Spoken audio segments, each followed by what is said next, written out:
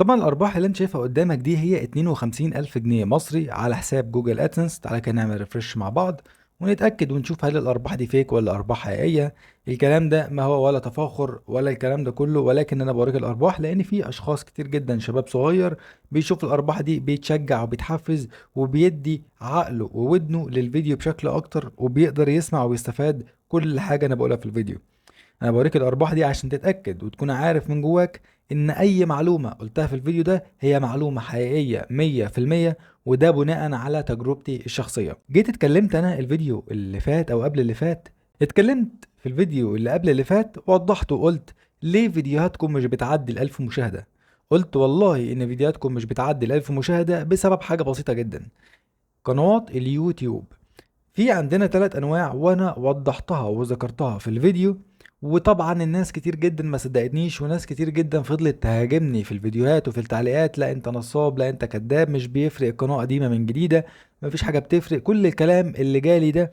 وجالي كومنتات كتير جدا سلبية، وبالرغم من كده في ناس صدقت كلامي. والقنوات اللي كانت متاحة معايا القنوات القديمة، طبعا خليني كده اشرح فكرة سريعة. انا موفر القنوات دي بتكون تاريخ الانشاء بتاعها من 2006 لحد 2009. ايه الفرق بين القنوات الجديده والقنوات القديمه؟ القنوات القديمه حتى لو انت عامل كونتنت متوسط مش ممتاز برضه هيجيب مشاهدات وهيجيب يعني هتظهر بشكل سريع. ولكن عشان تبدا في قناه جديده وانت شخص مبتدئ ان الموضوع هيكون صعب عليك، لان انت لسه شخص بتبتدي فاكيد هتعمل اخطاء، فالموضوع هياخد معاك عشان تفعل قناه جديده ممكن 3 شهور. ولكن جيت برضو قلت ان لو انت محترف، يعني انا اهو انا قدامكم اقدر اعمل قناة جديدة عادي وافعلها في خلال شهر، شهر ونص. ولكن لو انت شخص مبتدئ فليفضل ليك انك تاخد قناة تكون قديمة من 2009 ل 2006، وطبعا ده هيساعدك في ان انت تحقق شروط الربح من اليوتيوب في خلال 30 يوم. تعالى كده انا عملت تجربة، تعالى اوريك التجربة بتاعتي. طبعا الفيديو النهاردة هيكون فيديو قصير جدا مش هيكون فيه حاجة كبيرة. طبعا دي تجربتي الشخصية. دي زي ما انتم شايفين القناة الخاصة بيا، قناة قديمة نزلت عليها فيديو. الفيديو زي ما انتم شايفين نزل يوم 23 7، لا تقريبا قبل كده. تعالى كده نشوف الفيديو نزل يوم 21 7 وجاب 0 مشاهدة. ولكن زي ما انتم شايفين دي كده قناة قديمة، بعد كده الفيديو في خلال ال 24 ساعة وصل ل1000 مشاهدة. انا بتحدى اي شخص مبتدئ يقدر يجيب في اول فيديو ينزل على قناة جديدة 1000 مشاهدة في فيديو طويل. تعالى كده نبص على الاودينس الخاصة بينا، تعالى كده نعمل ريفرش الاول. طبعا زي ما انتم شايفين المشاهدات حقيقية 100%، مفيش حاجة فيك، وطبعا القناة زادت 23 مشترك. طبعا تعال نبص كده على الاودينس الخاصة بينا، هي امريكا وبريطانيا وكندا واستراليا وهولندا، يعني الدول القوية والدول الكبيرة اللي احنا فعلا بنستهدفها. تعالى كده نعمل ريفرش كمان. تعالى بقى كده على الناحية التانية نشوف قناة جديدة هننزل عليها كونتنت هتجيب مشاهدات قد ايه. تعالى كده نبص مع بعض. اللي عندك مثلا الفيديو ده نازل من يوم 30 اغسطس، يعني تقريبا بقاله سكة 11 او 12 يوم، وطبعا او 13 يوم كمان، ودخل على اليوم ال 14 جاي بقى 309 مشاهدة. ولكن كمان العدد المشاهدات اللي موجود قدامكم ده عشان الكونتنت متعوب عليه وعشان الكونتنت محترم، وعشان انا بقيت قادر وواصل لدرجة ان انا اقدر ابدأ قنوات جديدة عادي. ولكن انت كشخص مبتدئ الموضوع ده هيبقى صعب عليك، وفي الغالب هتتصدم وهتلاقي ان عدد المشاهدات اللي جاية على الفيديو بتاعك 0 مشاهدة، 10 مشاهدات، 20 مشاهدة. فعشان كده بأكد وبقول لك ان الموضوع انك تشتري او تبدأ بقناة تكون قديمة.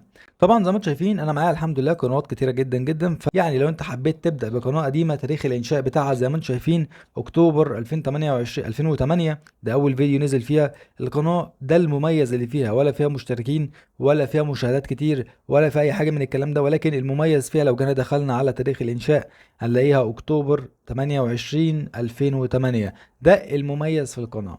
لما بتيجي تغير اسم القناة وتحط الفيديوهات دي برايفت وتغير الصورة وتكتب وصف محترم وتعمل كلمات مفتاحية وتيجي تنزل فيديو حتى لو كان فيديو الكواليتي بتاعته متوسطة، بتلاقي نفسك ان انت بتجيب مشاهدات كبداية، فتقدر ان ده يحمسك انك تستمر وتطور من نفسك. في خلال 30 يوم تقدر ان انت تفعل القناة.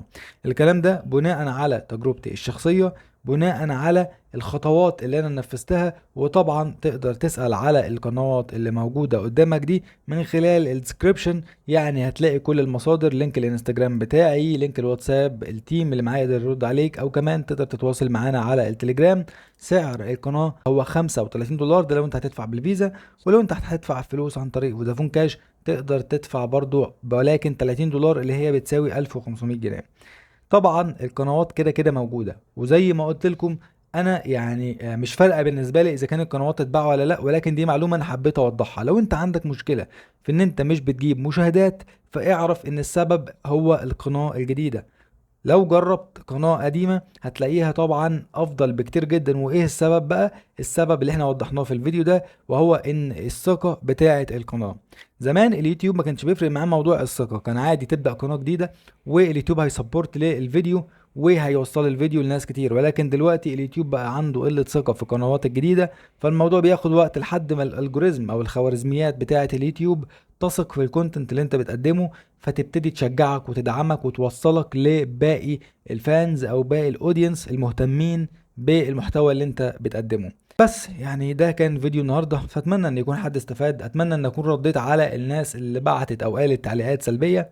دي تجربه انا جربتها بشكل شخصي، فاتمنى انك تكون استفدت باي معلومه حتى لو كانت بسيطه. فلحد هنا كده خلص الفيديو، فيا رب الفيديو يكون عجبكم، والسلام.